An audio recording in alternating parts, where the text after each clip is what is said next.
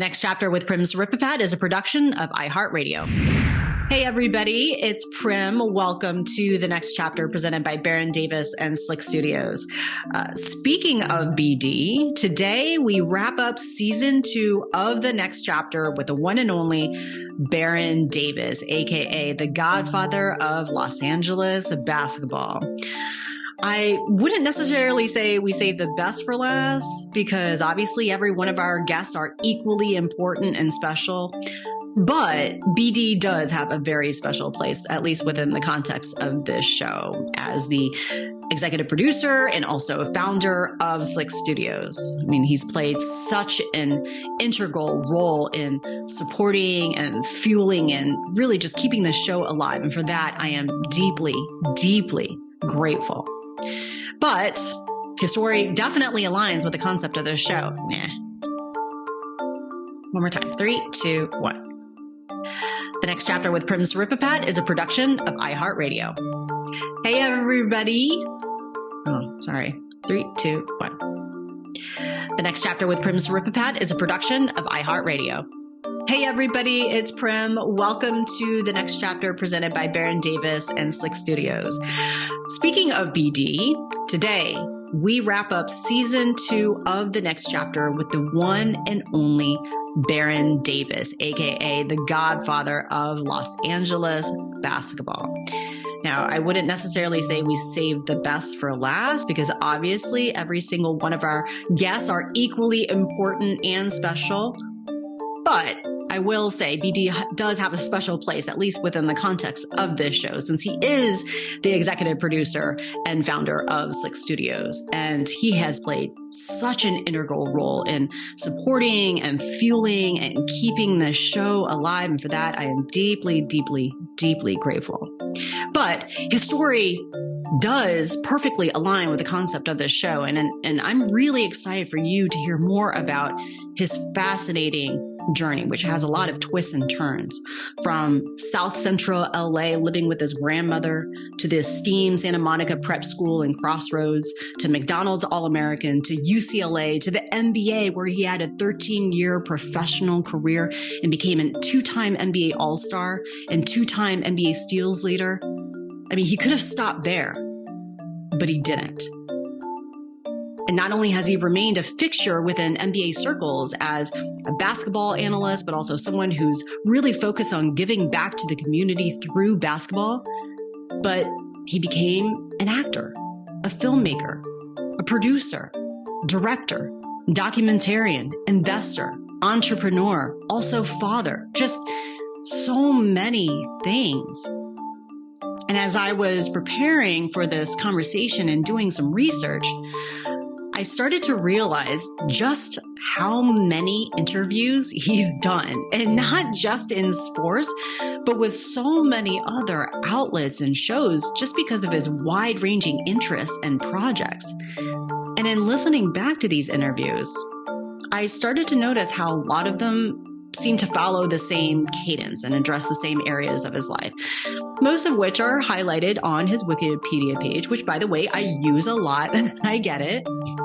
So early in our interview, I posed the question, what's the one thing people have failed to ask when they're asking about your journey? And I asked that because I wanted to give him the opportunity to tell a different side of his story, an untold aspect of his story. And his answer was, how?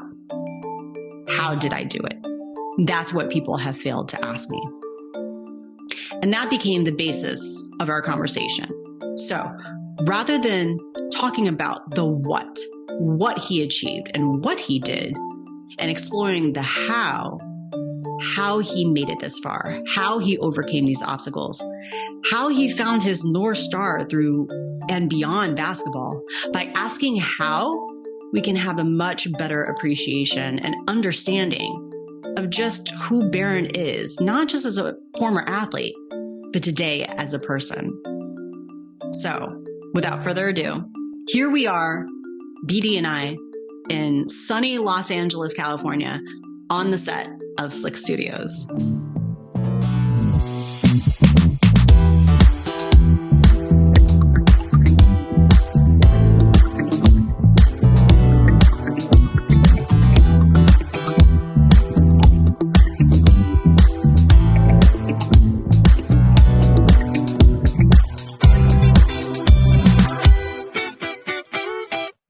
known that you don't watch yourself or listen to yourself, I would have brought a TV or monitor and kind of play a little part of you so you could watch yourself. Hilarious.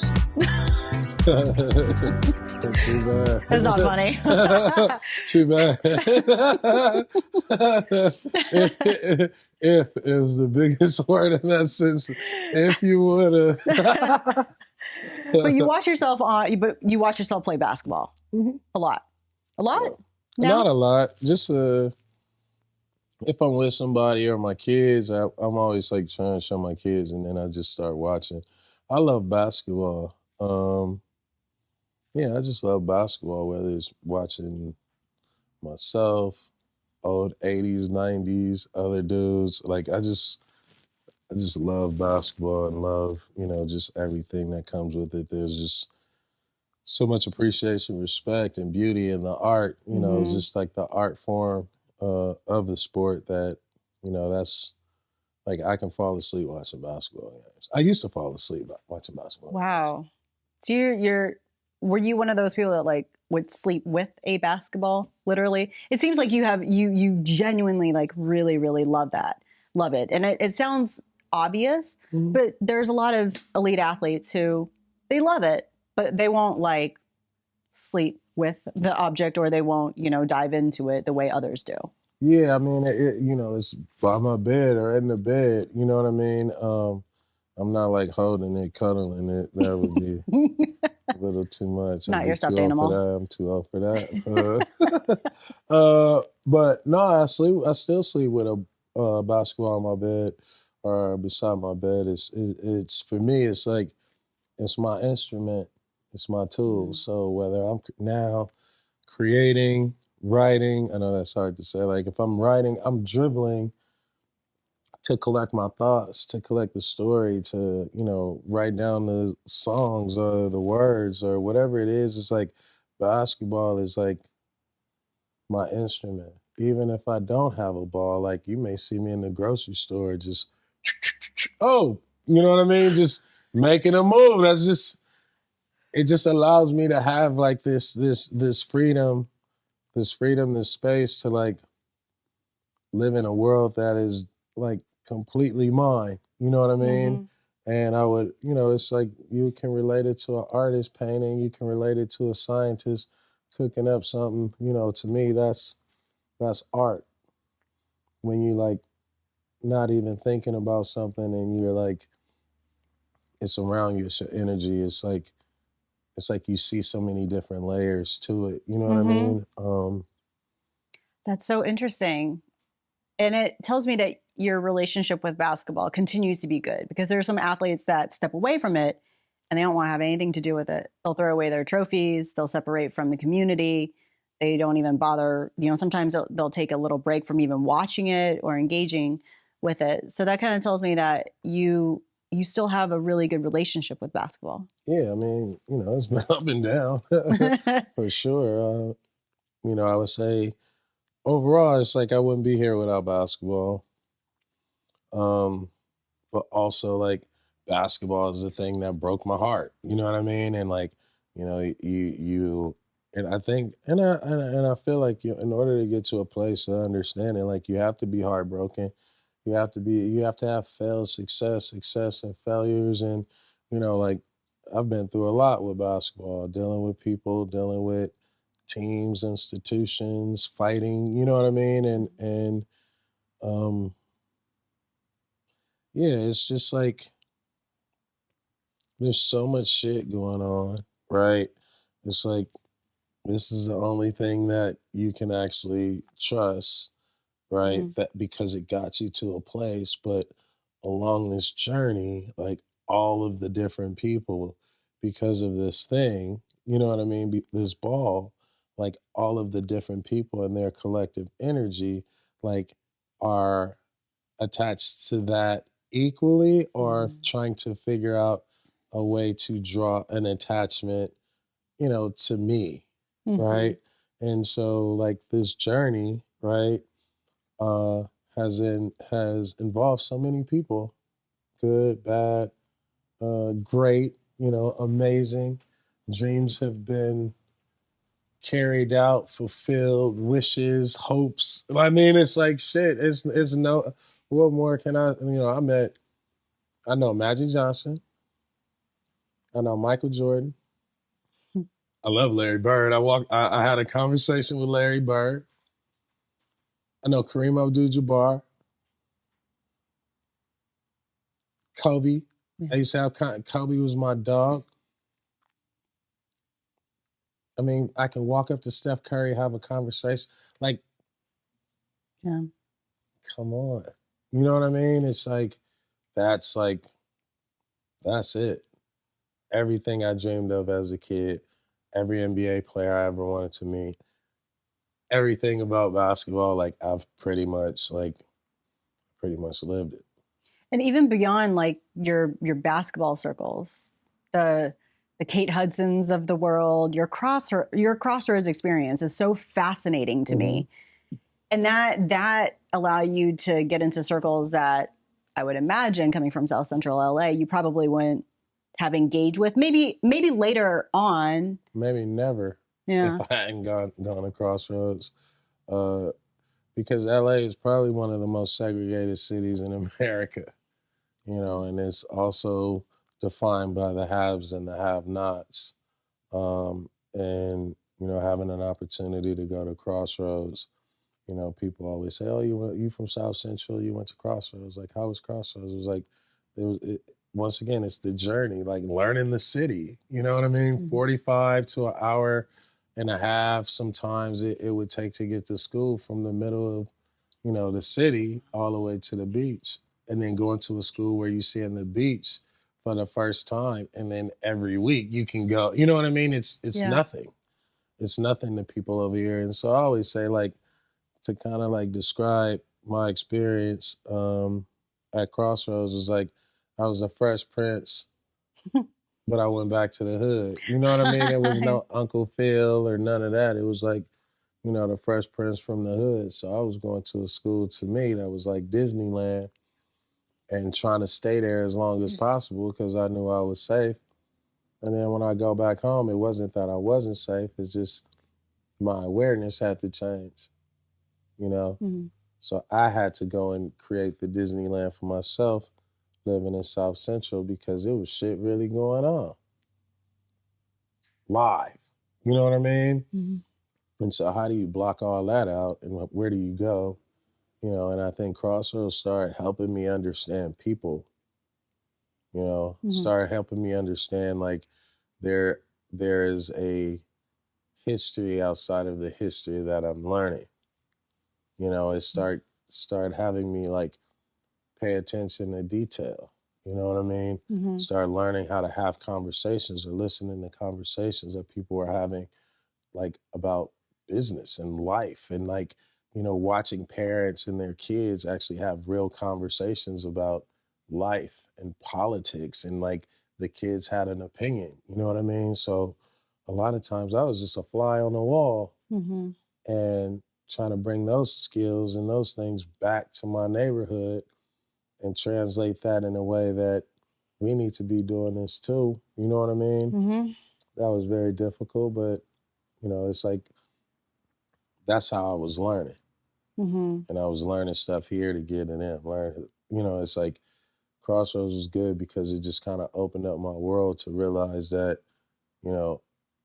there's so many people, there's so many cultures, there's so many struggles, there's so many fights, there's so much history to people, right? And then you are allowed, right, to question everything. You are allowed to be whoever you want to be. And you're saying you got that from Crossroads. Yeah. And you can change your mind. You can change your mind again. You can change your mind again. You can change your mind again. And you can keep changing your mind until you figure out what you want to do. And I think that was the beauty of Crossroads, because one year somebody came as, they wanted to be a Gothic person. The next year that Gothic person was like now a prepster. The next year that prepster was now like a skateboarder and a hipster.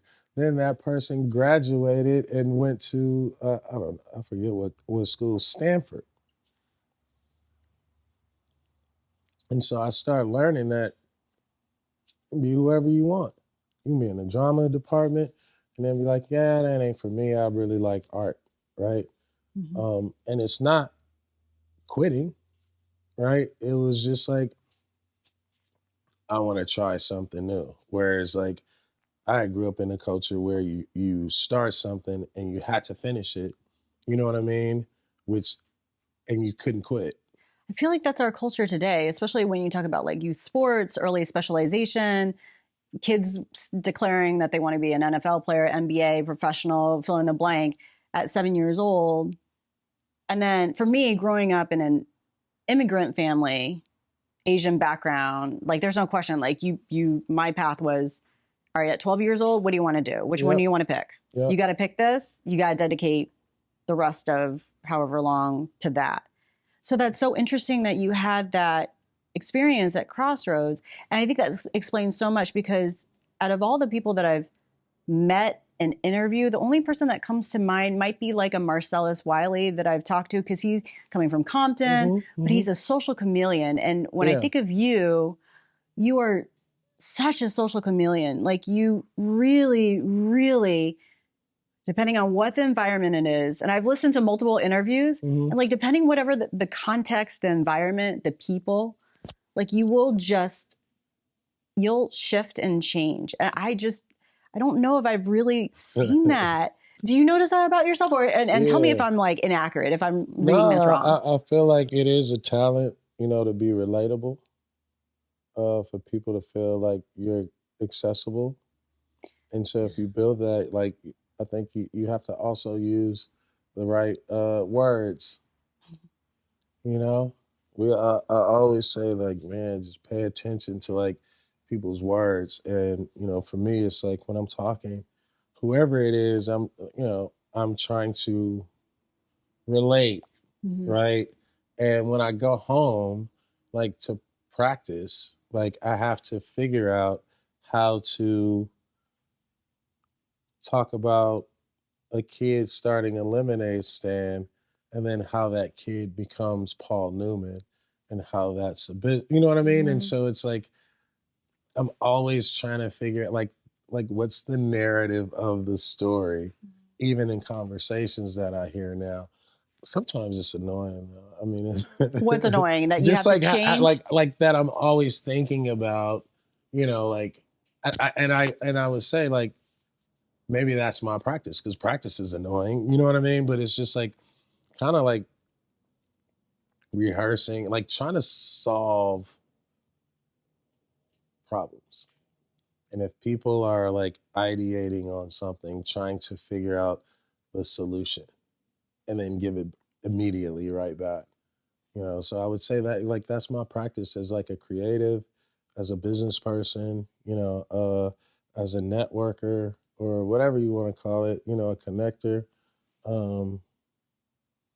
It's all based on like listening to people and like solving problems. So when I speak, it's like I'm trying to make sure that I'm not just on the panel just talking shit, or like making you gassed up and you're like, oh, I feel good, but like, what am I gonna do? You know what I mean?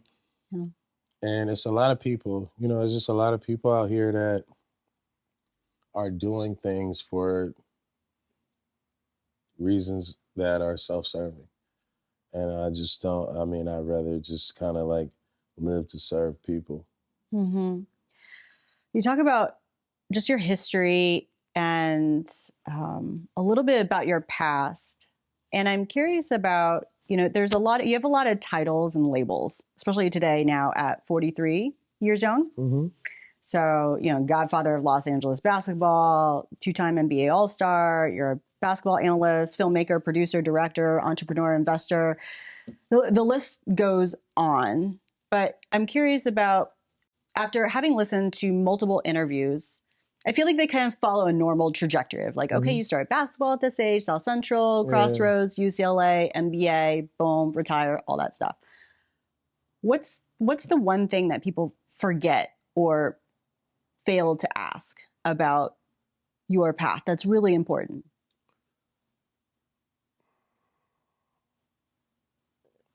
How did I do it? They don't know I mean, it's just like, you don't know the details, but I don't know. I mean, it's, people usually ask me about basketball. It was just, I would say how did you do it? You know what I mean? Like, if you could change 5 decisions that you made that wouldn't affect who you are today, but could ultimately like make you a better person, what were those 5 decisions that you made? What would, like, where would you be? You know what I mean? Because a lot of times, like, we look at people who are successful and, you know, we get an opportunity as the people that are successful to like share our story and our journey. But a lot of that should just be like hella positive. Yes. it'd be super positive. You know, it's like super positive, super motivational, and like we don't highlight motherfuckers the go low through lights. Yeah, well, people like, we're going through the worst shit, the same shit you going through. Magnified. You know what I mean? And so people don't ask about like all the bad mistakes, all the bad shit I did. You know what I mean? All the like times I was an asshole. You know what I mean? Like when I lost, when I was down, like what was I doing when I was injured? Like what, you know, it's like nobody asks about that because don't nobody want to hear that shit. You know what I mean? I do. Because people really going through it. And so they don't, a lot of times it's like you don't want to really make the connection, because if you do, then it's probably some shit that you dealing with too. It's like, you know, going to church and the preacher giving a sermon and you're like, damn, did somebody tell him I was coming today? You know what I mean? It's like, damn. You know, it's like, it's that connection and figuring out, you know, how to like just make yourself better, because that's a whole part of the journey again, you know? So how did you do it? I'll ask you the question that no one else has asked, giving you the opportunity to talk about those lowlights or whatever you want to fill in. Always kind of like just trusted my North Star. Always, I tried to stay sucker free. Try to stay sucker free. Explain. What does that mean? Because it's a lot of bad people out here. You know what I mean? And there are a lot of people that are professional suckers. Blood suckers, money suckers, energy suckers, just people who just, they don't know how to give shit. They just know how to take. And so like, I would say, you know, even a lot of times dealing with those people, right? But knowing that, you know, they ain't getting no further than nowhere, you know what I mean? And just realizing that, you know, when I say stay sucker free, is like, there's no way, like your reputation, my reputation, like my reputation gonna be what I choose my reputation to be. I'm not gonna let people kind of pawn their reputation off on me. So I gotta get this leech off me. You know what I mean? Because that's not your blood, it's my blood. You know what I mean? It's not your blood, it's my blood. And I think people do that in business. People come around athletes and they wanna, you know, oh man, da da da da da. Like, oh, like people are so good at making you feel good and making you feel like, you know, like this is where you need to go. You know what I mean? And it's almost like you see a lot of people get hypnotized. Yeah. You know, and for me, it was like growing up in LA, becoming a millionaire at 19, you know what I mean? Coming from South Central, you know, having dudes that I hoot with that were now like going to college, going to jail, you know what I mean? And it was like, it was that college, jail, streets. And so now becoming a target, however you look at it, right? It also forced me to like accept that. that you're a target. Absolutely. And so, because in LA, you're always a target. Whether you're an innocent bystander, you know what I mean? Mm. And so that mentality for me was like, all right, I'm a target. I know what's coming. So I'm like listening and I'm trying to like in real time learn what is happening, understand what's going on in the NBA, you know. And so it was like the most important thing I would say was like people who were like, who had something for me, but didn't give me anything. Mm-hmm. You know what I mean? It's like those were the things that I was trying to like shake off and avoid because I was like really on like this journey on my own. There was no person that I could call and be like, "Hey man, I'm having a hard time." Yeah, like like I didn't have like a mom and dad in my journey. You know what I mean? My grandma was just there, and I wasn't gonna bother her. So it was like really, I was like a grown person. You know what I mean? So it was just there was never a moment and or a person that I can think of where I can just pick up the phone and feel at ease. You know what I mean? And so with that, it was just learning how to like try and get over on somebody before they got over on me. And like when I was 18, 19, and then as I started getting older, I was like, well, I don't have to allow anybody to get over on me because I don't have to be around them. Mm-hmm. You know what I mean? And if I start moving and doing what I want to do, then I won't be hypnotized by whatever the bright lights, the jewelry, the fame, and the fortune. I'll just like, hey, I'll be my own agent. You know what I mean? So that cut out a lot. Me and my homeboys have just managed my career. That cut out a lot. You know what I mean? New friends, new homies, and things of that nature. And then I was like, you know what? I'm going to take this agent money and I'm going to try things. And so that gave me kind of like my opportunity to build a case study for myself by, you know what I mean, building a business around the things that I always wanted to do. And so I would say now, you know, towards the middle, the third chapter of my career, there's a lot of things that I can do or know how to do. You have a lot going on. Because I was 20 years old, I was my own agent. That's unbelievable. So how you did it, I'm going to try really hard to summarize it. You clearly did it on your own, self-made. For the most part, it sounds like of your childhood. Outside of your grandmother, you didn't have this support system in the sense of like that person that you could call. You were guided by your North Star. And then once you were up and running, you eliminated and cut out the fat and kept your circle really tight. So I know that you were raised by your grandmother, and what about your mother and father? I don't know too much about that background. Yeah, they just had hard times when I was growing up. My mom, my dad, rest in peace, he passed away, I think when I was like 21. Oh. Like the day before we played the Lakers, the first time I was inviting him to an NBA game. Wow. He literally died the day of the game. Wow. When we were flying in from Utah. But like, you know, he grew up rough, South Central, on some hard times. You know, him and my mom the same. And so, you know, they fell prey to all the negative things, you know, in LA and in the streets. And so it was like hard to have, there was nothing good coming out of none of that. But I would say the beauty of it all is that like me and my mom are so tight now. Mm. She's sober, she's straight, and like we've been rocking and like, you know, just being best friends for the last 10, 12 years, you know what I mean? And like really just knowing each other and like getting to know her, you know what I mean? Because I felt like we missed a lot of time just kind of like trying to get it together.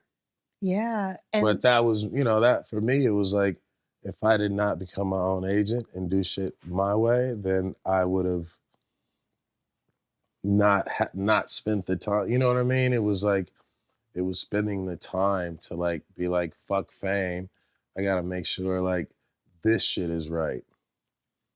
You know what I mean? Fuck Cabo and going to Bali, and I wanted to do that shit, but I had to go make sure like my mind was straight. You know what I mean? And so once I got to the NBA and I realized like I can do what I want, and money was a resource to do what I wanted to use that to like try and solve problems or fix things. So how you do it is you really take chances. Like you're really you're calculated and you think about it, but you don't really mess around. Because there's not a lot of people that, after not having the relationship maybe that they would have wanted with their parents, take the time to work on that relationship and heal. Mm-hmm. You know, I have a lot of friends that has that dynamic, and a lot of them don't even want to touch it. Yeah, it's touchy. It's touchy because, you know, there's a kid there that the adult version of you can't, you know, like you like you don't know if this kid is gonna ever forgive you. Yeah. You know what I mean? And so like, you know, like as an adult, when you think about that kid and you think about what that kid was going through, you know, for me, it took me, I believe it was Father's Day, to go to my dad and like bring him flowers and say Happy Father's Day. And, you know, and kind of like my humor and candor and just also my confidence. I was like, I'm the daddy now, motherfucker. I'm the daddy now. Well, you're the executive producer, you know so I mean, and that's what I said. I'm like, I'm daddy now. Like I got, you know, like I got you. You know what I'm saying? Like I'm a man, and like now it's like I'm going to NBA games and I'm seeing dudes with their daddies in the stands, like real relationships. Like, oh, he took me to practice and shit. I'm like, man, like fuck it. Like if you weren't how you were, I wouldn't have been who I was. Mm-hmm. So I actually came to thank you, because if you were in my life, especially how you are, you probably fuck my shit up, bro. And he started laughing. We started laughing. And I realized, and I was like 21, 22 years old, I realized like, and it took everything in my power to go see this man. You know what I'm saying? It took, I was scared. I was nervous. I was like, what prompted it? So what got you there to that point? It was my daddy. You know what I mean? It wasn't like he was never around. It was just like, I didn't fuck with him. You know what I mean? And, you know, I think my sister was telling him that he was sick. I should go see him and shit like that. And it was just like, it just took a lot. It took a lot to like make, just to get out, you know, to like, first of all, I don't even remember, but I'm like, where the fuck did I buy them flowers from? You know what I mean? It was just like, it was all kind of like this like numb moment, but it's something behind you pushing you like, dog, when you do this, like, you're going to be a man. You know what I mean? Like, like when you do this, like, it ain't going to even be, there is no conversation to have about what happened. You feel me? Yeah. It's like, all right, dog, let's go out. We good. You know what I'm saying? And like, that was kind of like, a lot of times we as successful people that come from fucked up places or, you know, fucked up situations, we don't want to, like, we live in it. We don't want to address it, but like, it's okay. We can move. Like, he had me. I wouldn't be here if it wasn't for him. I wouldn't be in the NBA if it wasn't for him. Mm-hmm. Right now, if you're if you didn't parent, you know, the way that we saw that shit in books or the way I saw it in school, it's okay, bro, because I am who I am. And I got you. Mm-hmm. You know what I mean? So now you can tell me, like, what the fuck is, like, this lump in the back of my neck? Do you have one? Do you have, like, this? Like, is one toe longer than that? Like, you know what I mean? Like, tell me what the fuck, like, do you have these things? Like, I need to know, you know what I mean? And a lot of times we gotta go and fuck with our parents no matter what. because it's going to make us better parents. Yeah. Mm-hmm. You know what I mean? Because we have to know. Yeah. What were you going through?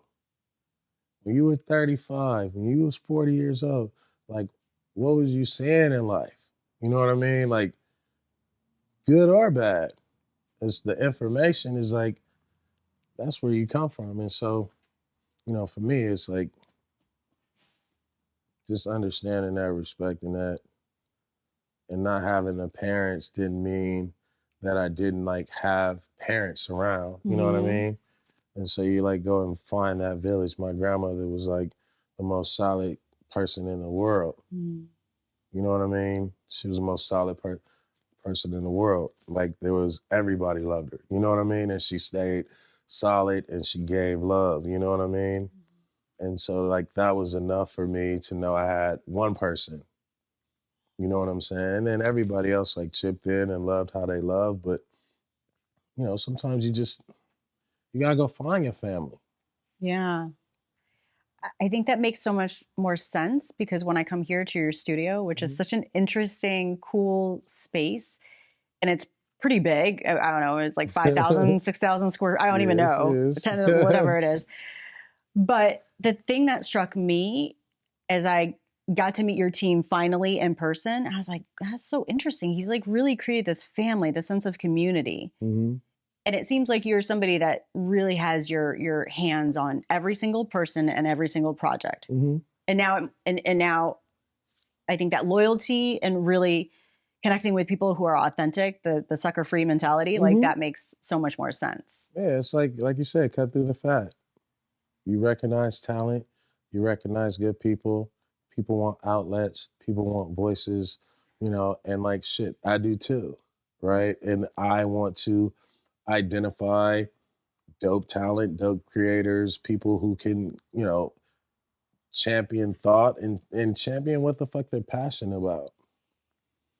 And that's why, you know, that's why I built SLIC was like, you look at social media, you look at YouTube, you look at all these medium platforms, and it's like you have to shift through all the bullshit just to find good people or a good conversation or a good group of, you know, content or a good, like it's so like all over the place.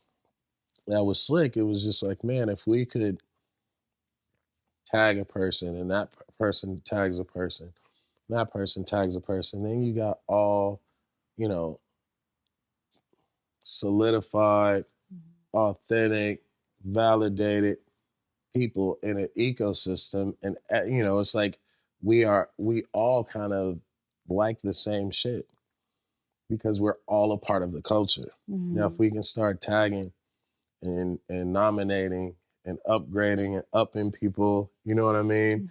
And giving them a platform where they can create and collaborate and co-create and get their shit out and have distribution, then I like our chances. Because it's ultimately like, I just want to see all that shit in one space. You know what I mean? It's hard. I want to see your show, Marshall, Jason's own show, Glass's show, Fuzzy show, like all the podcasts, Jason Mayden's show, all of the podcasts and all the shit that we're building and bringing in is really just a family label ecosystem. Run your shit. We all work together. We all help each other. And at the end of the day, like, you know, high tides rise all ships. Yeah. And it don't matter who gets the Emmy. It doesn't matter who gets the Webby. It doesn't matter who gets the big major deal. It's like, we're going to celebrate wins. And as long as we continue to celebrate wins, we'll be in a winning system, winning culture. And practice will be practice, and game time is game time. And all you want to do really is just be on the team and play. So you're really acting as that bridge. I forgot what interview I was listening to. Maybe it was like All the Smoke or one of those interviews. And it was really good. They did a really good job. But you talk about being that bridge. And I think at the time you were talking about maybe bridging the gap between South Central and Crossroads and those two communities. But I think over time, it seems like you're really that connector of bridging the gap between all these different communities. So going back to raised by your grandmother, knowing a little bit more about your mom and dad. So you talked about that North Star. What was that North Star? What was the thing that was leading you in terms of how you did it? Was it basketball, or was it just like a general philosophy? Well, it was basketball for sure. And then it's curiosity. And it's wanting to do shit. I want to actually be able to do stuff. Like, I'll probably never learn to play the piano, or I may learn to play the piano. You know what I mean? Like, I challenge myself. It's the curiosity. I think the North Star is like the curiosity. Basketball was like the vehicle. Right. So once basketball started becoming like the thing that kept me going straight and narrow, right? Then I was like trying to just catch that North Star. When I got to the NBA, I realized that basketball was a business. You know what I mean? And basketball was like, had so much shit involved in it. You know what I mean? Then my North Star, the star started getting further away, and I start seeing like the responsibility in the basketball, right? That I had, right? Where I was in time and what I wanted to do and what everybody around, all the athletes around me wanted to do, but we didn't have access. And so I said, you know, I'm going to go do this. Oh, shit. Like, okay, I don't want to do that anymore. I'm going to go do this because so-and-so said, like, that's what he wants to do. And so I started doing things, right, or trying to do things that our crew, our ecosystem of, like, NBA dudes and shit like that, like, nobody was busting out the seams or, like, trying to poke holes, right, in that bubble that they was trying to put us in. And so I was just listening and like poking holes. So does that mean that your transition from basketball was a little bit easier, or was it still okay? Oh, because you went out really. Oh no, it was the worst. Was that the hardest part? Was that the hardest time of my life? Yeah. I mean, I would say, you know, like you have some hard times in life, and I think each moment and situation is special and unique. But that was like the hardest time of my life. And speaking about basketball and like my love and all this shit, after I got hurt, I was like,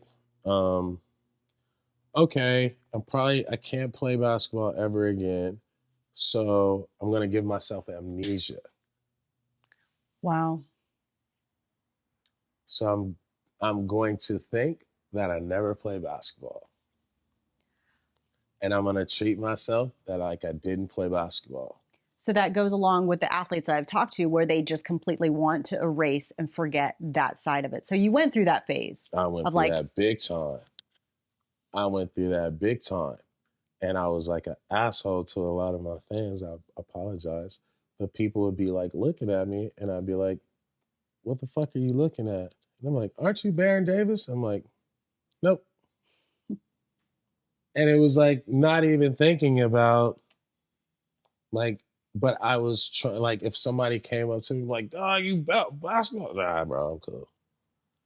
I couldn't talk about it. Didn't want to do it. You know what I mean? But like, it was just like something that I felt like I needed to do in order to distance myself from the fact that like, this was like, I was on the castaway boat, you know what I mean? Getting further and further away from the shore. So I was like, all right, well, I'm a fisherman now. You know what I mean? I've never been to that island. And then I just started like, because you like ashamed, you embarrassed, you know, like you're seeing like your homeboys who are 2 or 3 years younger and they still rocking. And it's like, damn, dude, like, where am I? Where do I fit in? Like, where do I, it's like, who am I? Who do I want to be? And like, the last thing you want to do is go around that because you get fucking excited. Your body feel good. You know what I mean? You want to play again. You want to be a part of it. And it's like, there's no room for you. You know what I mean? And, But I think now it's like, it's a great time to be a basketball player, retired basketball player. There's so many opportunities to like still do what you do. And fans are still, you know, supportive of like, you know, just the game. I think basketball, like to me, once I like kind of got that out of my system, I realized it was a documentary that I was going to do. And it was there's a men's basketball league and like an NCAA tournament, and it's called the Masters of Basketball or something like that. And I believe it's like 55 and up. And there's a tournament, and these dudes, they in there like, I'll show you the trailer. I shot a trailer. I'll show you the trailer. But it was, Wow. when I did it, I didn't really realize like how that was going to impact me. And there was a guy they were like, how old are you? He was like, I'm 86. And he was like, yeah, I think I'm going to play about another 2 or 3 years and I'm going to hang it up. And I was like, what am I doing? Yes. You know what I mean? Yes. My Hell time is yeah. now. My time. Wait, hold on. Start the clock. If they getting down like that, and it was just like, it was the most like And how inspiring. old were you? This is like maybe 6 or 7, maybe 8 years ago now. It's been a while. Like 2013, 14. So then you had your massive knee injury, 2012. Yeah. So then it must have been within the 2 years within your injury. It was like 2014. Okay. Because I remember I spoke at the NBA Tech Summit, met this young lady who was like programming, and I think at the time she worked for Amazon, and she was like, yo, my dad loves basketball. You have to like, and I was just like, all right, cool. Like I was in the camera crew, like I want to make content. But it was a great plug. We didn't wind up doing anything. We should though. But the 5-minute trailer that was shot was like, it immediately changed my life. And I realized like, dude, I'm about to be hooping at 50, 60 years old in the gym, talking shit to my homeboys. Right. And then I started going back to the gym and like, you know, working out and getting back in the gym, playing. And it was like, man, if I never play in the NBA again, like, who knows? I go play in the G League, got a chance to play in the G League, went and played in the Big Three, which was, you know what I mean? But there's a league somewhere, you know, where I think is going to come out of this retirement situation and like allow for like something extremely complimentary to the NBA, because basketball is just taking off, right? And I think that, you know, the NBA does it the best. G League is obviously cut from the NBA's cloth.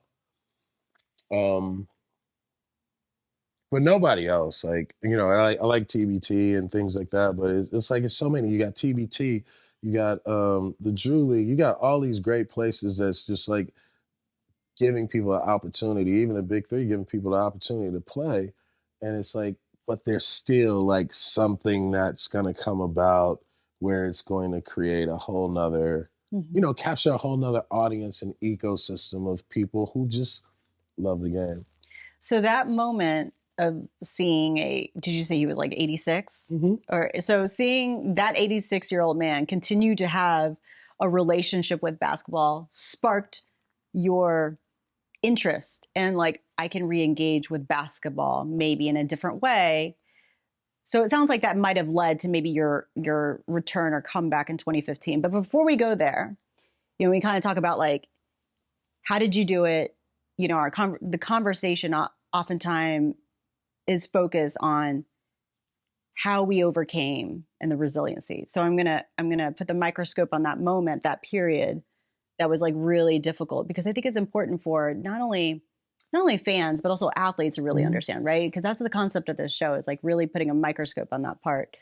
So, and I find it interesting that you felt shame, because I think to fans, they would say, I mean, this guy played for over 10 years, 2-time NBA All-Star, like, you know, did all these things, you know, achieved such great heights. And it's not like you were pushed out. You suffered a serious injury. Yeah. You tore your MCL, LCL, everything, kneecap, all that other stuff. So like, I think most people would be like, you went out like great. A warrior. Yeah, like a soldier. Yeah, I mean, I respect all that. I appreciate all that. But it's like I did not go out on my own terms. So that's what it boils down to. You wanted to go out on your own terms. Oh, yeah. I wanted, you know what I always envisioned as I started getting older? I was like, who is the young dude that's going to retire me? You know what I mean? Like, I wanted to like wake up, go to a game and be like, damn, dude, Steph Curry just murdered me. The next day, Dame you wanted Lillard that just instead murdered of me. Yeah, that's how I gotta go. That's how I gotta go because I would have enjoyed it, appreciated it, and then like, you know what I mean? It's like it probably could have been something in that exchange that I could have gave them too. You know what I mean? So I kind of like missed out on like this whole generation of like PGs that, you know, we would have either been on battle or backup. You know what I mean? It's just like I miss like that part. You know what I'm saying? And like a give and take. Even playing in that era, it was just kind of like, damn, dude, like this is the era that was meant for me. You know what I mean? That's why I tried it with the G League. I thought I had a chance. I had a good chance with the G League, but I got injured again. That was in 2015 and 16. Mm-hmm. Right. And then now I just be hooping, but you know, it's just, it's fun. Like now basketball is fun because the way they hoop now and the way they play is like, all you gotta do is be in shape and like have skills. So it's, you know, it's like, all right, I get to make a little money in the summer, you know, from some one-on-ones. And making money on one-on-one. What are you going to the park and like hustling people? No, what are you doing? When we after pickup, you know, there's always a sucker. There's always a fool who want to play some one-on-one for some money. Who is doing that with you? Man, young dudes, young NBA dudes with a lot of money. Dudes with new contracts. That should be a show in itself. I know, right? I'm down. Yeah, trying to hustle BD on the court, like me hustling NBA dudes and dudes from overseas when they get their check. That's great. I'm like, man, you want to play one-on-one? Like we started playing. Like, man, you want to play like.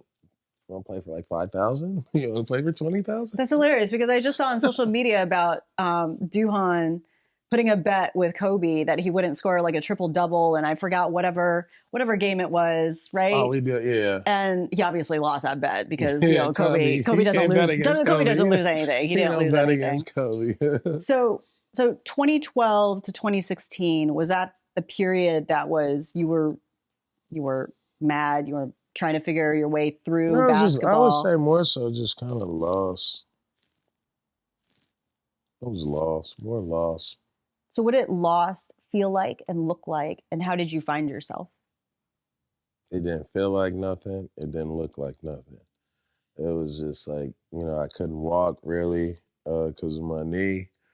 And so, like, I was in the bed for like 3 months with my legs straight like this. So then once my leg was out the cast, like, I had to work, like, trying to learn how to bend my shit. So first it was like, all right, I need to learn how to walk again. Wow. You know what I mean? Or like, I need to figure out how to bend my knee, you know? And I was like, yo, like, all I want to do is to be able to walk standing up. And then one day I was like, damn, dude, I'm walking. Like, what the fuck? And I was like, well, maybe I need to, like, if I can walk faster, you know what I mean? And be able to bend and, like, do a squat, like, that's all I want. Because then at least I can, like, blog, you know, shoot a free throw. I don't want to be a cripple. And then next thing you know, I'm walking and I'm jogging and I'm running. And I'm like, dude, what if I went and played basketball? And so I went and played basketball with my drunk homies and shit because they all fat and slow. And I was like, you know, moving like this, you know, because I was injured. BD still got it. So I was like, I can keep up. You know, I can keep up with these fools. They gonna get tired. And then I was like, oh, that was cool. and we hung out, and it was just like, it wasn't the NBA, but it reminded me of like what basketball give you, that love, that camaraderie. And then like every step of the way, I was just asking myself to accomplish something small. And even in my life, I was like, man, I was in such a fog. I was like, that part was like super chaotic. And when was that?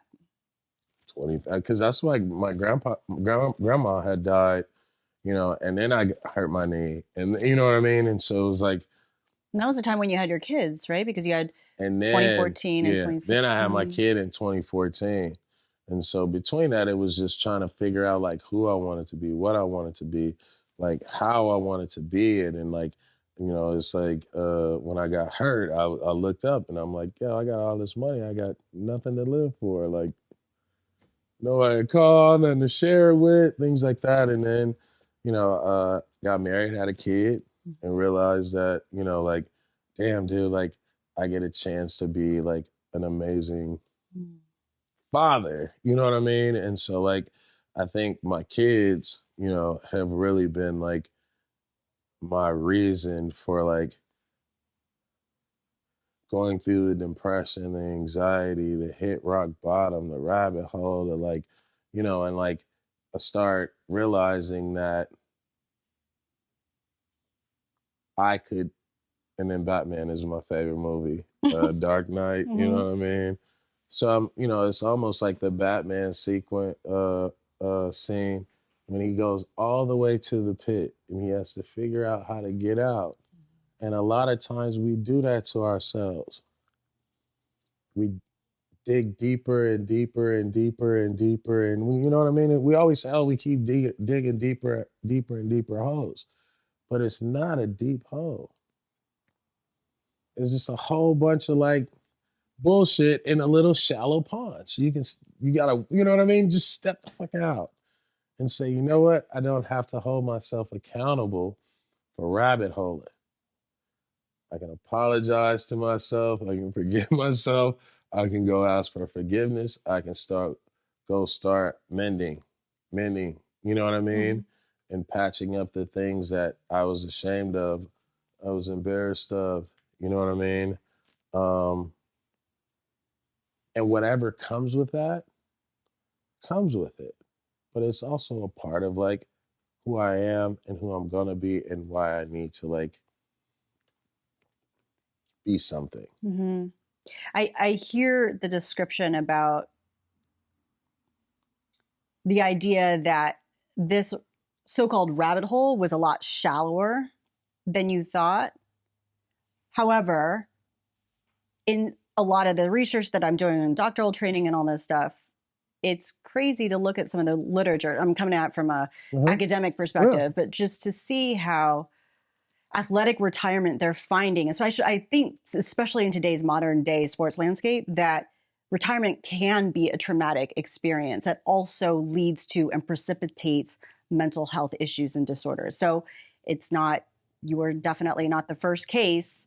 In the research that I'm doing, it's like, oh yeah, like here's another case of like retirement, and then it happens to lead to substance abuse or depression or anxiety or interpersonal issues or identity loss, like fill in the blank, all of these things, you know, a loss in identity and structure and support and all these things. You just kind of go through that list. So I say that not necessarily to like counter what you're explaining, but to validate your experience in the sense of like what you went through. You're certainly not the only one. And it's hard, especially when you talked about like your North Star and all these people that were connected with this one thing, basketball. It kind of makes sense. Like when that exits your life, like it's just kind of like, well, God, what else is out there? Who am I?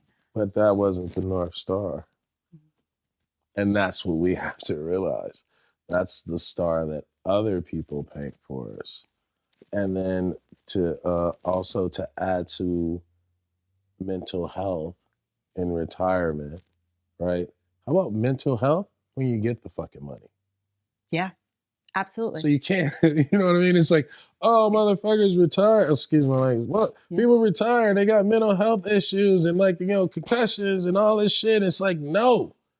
The journey, the start, before, you can't diagnose somebody after they already been fucked up. They've been fucked up for 40 years. Mm-hmm.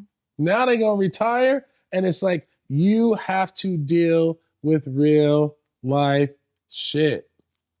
There is no escape.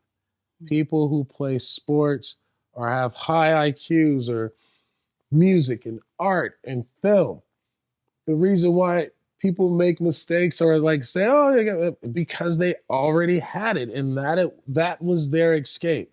That is where they found a sucker, or a sucker found them and figured out how to take that and hide that and get them into the system. So, you know what I mean? Yeah. So they can get what they needed, they can get what they needed out.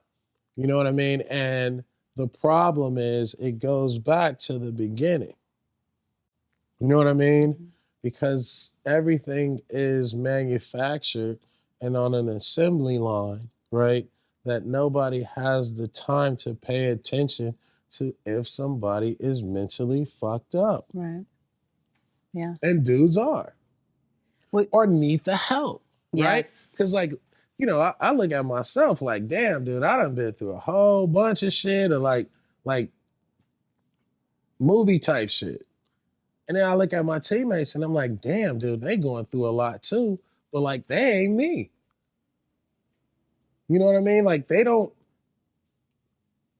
have, like, they don't see themselves after. You know what I mean? Mm-hmm. They, like, the people that they have around them are like, you know, like we all look into each other and crying for help. You know what I'm saying? Cause like, it's like, yo, bro, I got like, damn, dog, you got like 30 leeches on you. It was like, yo, bro, you got like 4 leeches. And like, you know, if we could all like, we all need the help. So, and at the same time, we have to be so confident. Mm-hmm. We have to be so assured of ourselves. We have to be so without want, without need, right? We have to be indestructible. You know what I mean? Mm-hmm. And then at the same time, like, we have to also be vulnerable. You know what I mean? We have to be people's scapegoat, people's sounding board. You know, it's like a lot of giving and giving and giving, and nobody's fueling. They're feeling the athlete facade. Aaron Davis, the basketball player. They're feeling what the stereotypes, the trends, the styles. They want you to like, they want to frame your background. Everybody want to put their collage pictures on your yearbook page and shit. That's what it is. It's like, you know, mm-hmm. but at the same time, it's like, you don't know who these people are. You know what I mean? On your yearbook page, or you don't know that party, or you didn't even know that you did like to drink. Mm-hmm. Right? You didn't know that you did like to gamble. You didn't know that you did. You know, it's like there's a lot of the negative, or people like, hey man, you better than him, or da-da-da-da. And it's like building animosity and jealousy for your teammates. It's just all of it. And it's like, if we can hold on, if our generation can hold on to each other and shake off all the leeches, you know what I mean? And, you know, you see what, like, from Allen Iverson to like what LeBron is doing, Steph Curry with, you know, golf, and J.R. Smith with golf, women's sports. It's just like our ecosystem, and I say our generation are like the barrier breakers. Mm. Like we breaking glass ceilings, we punching holes in the bubbles, because people realize that we need each other. You know, and so there's been more collaboration, more togetherness, more like champion and people speaking out, you know, to do that. I love the collaboration aspect. I feel like the pandemic kind of pushed that forward, mm-hmm. and I love that aspect. And then you kind of mentioned this like a few minutes ago, but when you were talking about the mental health and the journey during your career, and you're talking about the money and the fame. And I actually did my research apprenticeship on the transitional and lived experiences of African American former professional and football players. And so one thing that when I was looking at, like, I had like 11 participants when I was like going through all these interviews and just like going through the data, there's something about the professional journey that it's like the money, fame, pressure, expectation. I mean, it really causes and creates so many issues. And it's a hard thing to navigate and an experience that not a lot of people can relate to. Because I think from the outsider's view, they're like, okay, money, you got money, solved. Fame, good, you get everything you need. But it reminds me of a story where Josh Childress, former NBA, Stanford player, signs the biggest contract in European basketball history. He goes over there, and there's just all this money and all this hype. He's in Greece. And, during our interview, he admits, he's like, I turned into a recluse. Like, I couldn't handle it. To nobody. And it seemed to kind of trigger his social anxiety. So he goes on the court, he's like airballing from the free throw line, all this other stuff. So it's more just kind of shedding light on, just how hard, the dark side, the business side of professional sports. Yeah, I always say, like, you have a kid that never had nothing, $1 million with no instructions. There's no instructions. There are no instructions. Literally no instructions. There's no template. There's no call center. There's no crisis hotline for I just got $1 million. What do I do? You know what I mean? It's like, shit. He got $1 million and it's a whole crowd of people running over there, you know what I mean, with proposals, pictures. And some people I never touched $1 million there. I never took a picture. Some people like, you got $1 million. I know it, 10,000 ain't nothing to him. Or somebody be like, man, at least 100,000. Like, you know what I mean? It's like, man, that's cold blooded. You get $1 million with no instructions. Like, imagine if you were not who you were. Or imagine you were in college and you're doing all this research. And I'm like, you know what, Prim? I love this mental health research paper. Here's $1 million. It's yours. I would do nothing responsible with it. I mean, the first thing you're going to do is nothing responsible. No. You're going to go and go. We're going to go celebrate. Yeah, you're going to go. We're going to celebrate. Then it's like, damn, okay, what do I want? What did I always want? All right, I wanted this car. Okay, I'm going to go get me some shoes. You got to go get your fit and all that shit, right? Then it's like, man, I'm going to take my best friend. And then you spending all this money on yourself. You're like, damn, I can't leave my best friend out. Let me get them fresh. You know what I mean? And it's like, oh, we going out. It's like, you don't want your homegirls dirty and dusty. You know what I'm saying? You can't go up and then they go down. You know what I mean? So you got to get them right. So that first day, that first day you balling. You know what I mean? You balling. And that shit feel good. Right. It's like, damn, I did something. Now you got this brand new car. You just burning rubber around all around the city area. Like, you wasting gas. Yeah, you forgot to buy a place. You're like, oh shit, I gotta go get a place to stay. Then it's like, oh, I ain't got no furniture. You gotta go get furniture. You know what I mean? And it's like, you just doing shit. You're just doing shit because it's like, oh, this is what I'm supposed to do. Now, here's the problem. I gave you the $1 million. Now, somebody know I gave you the $1 million. Now they're going to say, hey, this is what you need to do. And you got 4 people like that. And you're going to have to figure out who are you going to listen to. The financial person that's telling you, or if they're smart, to put this shit in the bank and don't do nothing. Man, I don't want to hear that shit. Get out of here. Parents or friend or confidant that may be saying, hey, if you need help, I know some people that can help you, that may not have $1 million, but can help you. Then you're going to talk to the millionaire and it's going to say, don't spend your money. Don't give nobody shit. Don't buy nobody shit because it ain't a lot of money. You know what I mean? And then you're going to meet the person, and it could be the friend, the best friend, the auntie, the mama, the cousin, whomever it is, that's going to say, yo, you know what you got to do. Look at your shoes. You got to go get yourself right. And they just going to be there to just make sure you spending, because some fruit going to fall off that tree if they keep you in this space. So that $1 million, you know what I mean? That money is like, that money can move, but not that money can move and move you and move people, and people can move you. And so it's like almost like a Rubik's Cube. Yeah. And then like that's your money. Now you have to go out with all this shit that's happening over here and the attention to your money, and then go try to perform. And then people say, well, you're worth it. He's not worth it. And this and that. And then that's where that anxiety exists, as well as this anxiety. You know what I'm saying? Yeah. And it's like, you know, the athlete is sitting in the middle and all the time is saying, like, all I need is this. All I need is this. Like, you're trying to figure out what you need so you can just be better and perform well and be great for the people that are giving you the most anxiety.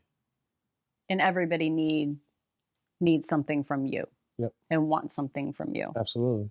Team, organizations, Absolutely. fans, league, culture, Absolutely. family, friends, cousins, people coming out of the woodwork, now knowing who you are. Your money is out there, your contract, your $65 million max deal. Nobody's giving you anything. You are paying for everything. So that's why athletes talk about how isolating it feels. It probably feels like you're just on this island. And that's why you see like a lot of athletes, like they trainers become their best friends, because it's like, man, I'm paying them, I'm getting results. Like, you know what I mean? And it's like maybe easier to just pay my trainer to be around, and like I don't have to deal with somebody who's not giving me something that I can't benefit from. So spinning it forward from basketball, what's the BD manual? What's the manual? If you could create a manual? Initial stages, obviously, Yikes. Because there's going to be a lot of iterations of this manual. I'm afraid what? 50 pages. It's going to be 50 pages to start. I would say the BD manual, purpose over profit. Always make sure that your purpose far exists past your profit, because that means you're doing something you love, and there's no amounts, they can pay you whatever, you're still going to do it for free. So, and then also purpose over profit means when you do get money, right, that the money you get should you should be getting that because you're fulfilling your purpose, and your purpose is going to have a much bigger impact. Number 2 is curiosity. Be curious. Listen. Because curiosity is how you evolve. Listening is free. You know what I mean? Usually. Listening to great people. Not a lot of people do it. Podcast, a great show, podcast, self-help. Listening is free. And so your curiosity and listening should translate into 3 is trying things and knowing that failure leads to success. And that's how I take chances. Having space for failure and mistakes. Always. You leave enough, you be so nimble that you always leave room for mistakes or failure, because you may fail doing something and it may click, and that is what you need to grow it. So you You don't start growing your success, just based off your success. You have to grow. You have to grow or solve or prove success based off failure. Mm-hmm. So after kind of touching on all these different chapters and hopefully in a different way that you haven't really tackled before, how did you do it? And I'm curious, I'm going to ask you that. Therapy. Shit, therapy. You need therapy. You need a team. You need friends. You need business people. You need mentors. It's like you need the same shit you needed as a kid.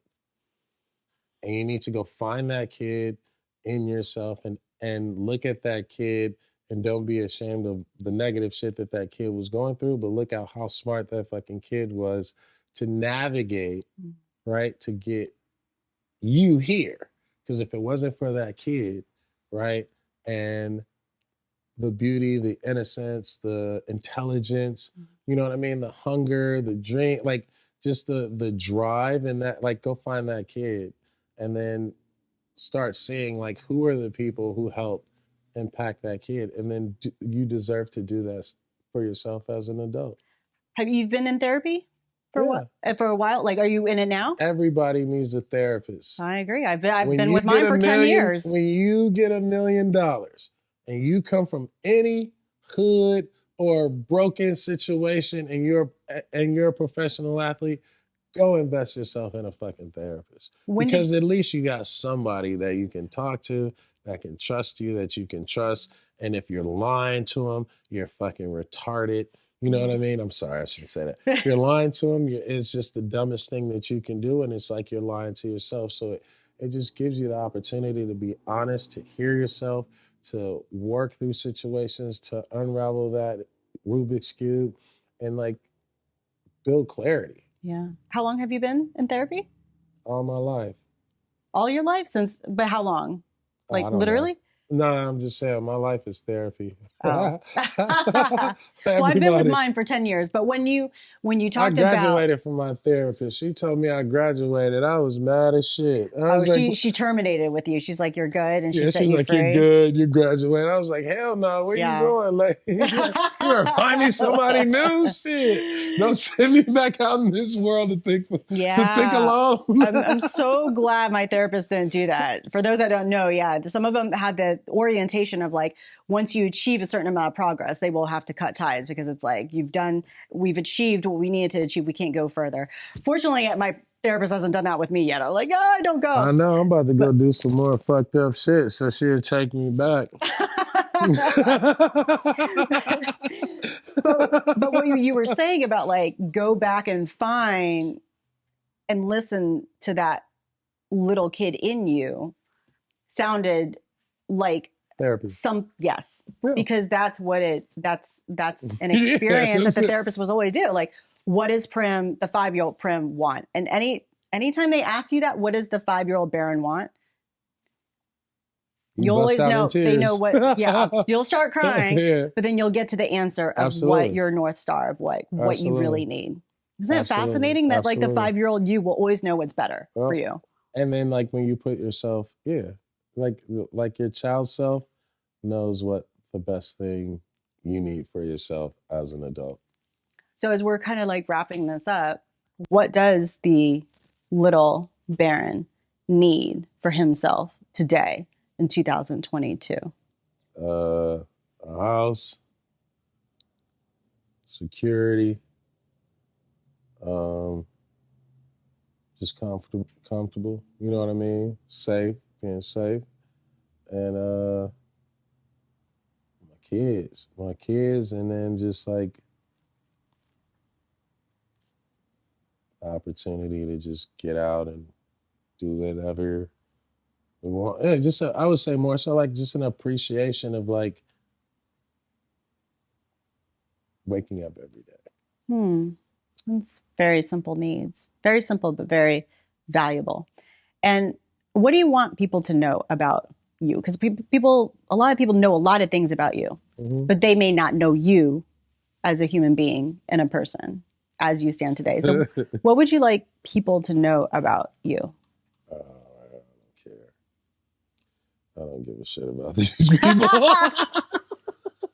I don't care what they think about me. No, Really? I mean, I don't. I mean, no, this is a bad joke. What do I want people to know about me? I don't know. I don't know. I don't know. I that is like, it's hard for me to answer questions like that because I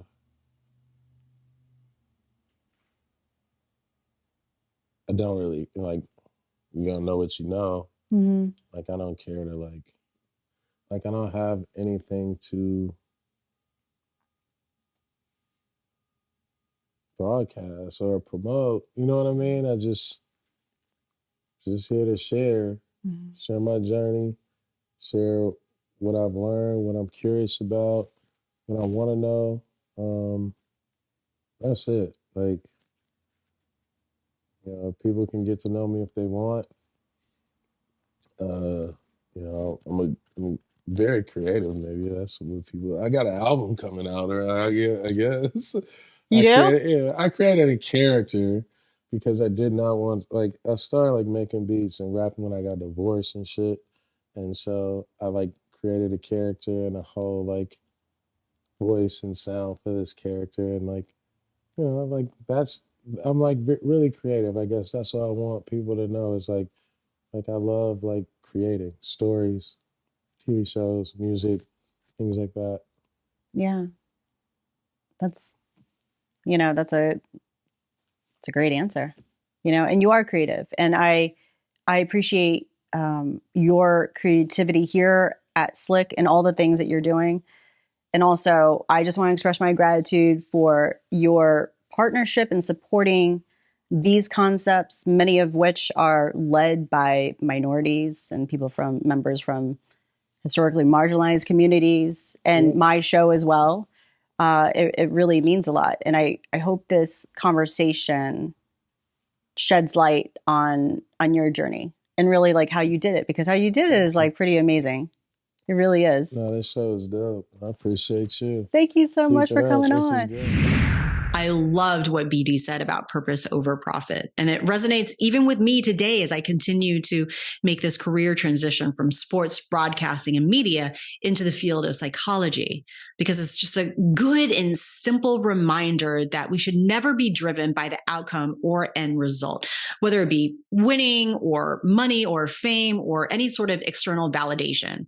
We should always be guided by our purpose in life, because that's going to give us the bigger picture perspective we need to remain motivated, to keep on our head on straight, and to stick to our path, no matter how hard it gets. Really hope you enjoyed today's conversation.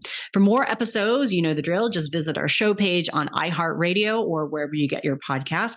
And to watch the full version of these interviews, you can head on over to YouTube. Just search for The Next Chapter with Prim Siripipat. Subscribe to us, like us, give us a star rating. We really appreciate you showing your support. You can also follow me on Twitter and Instagram at Prim_Siripipat. The Next Chapter with Prim Siripipat is a production of iHeartRadio. For more podcasts from iHeartRadio, visit the iHeartRadio app, Apple Podcasts, or wherever you get your podcasts.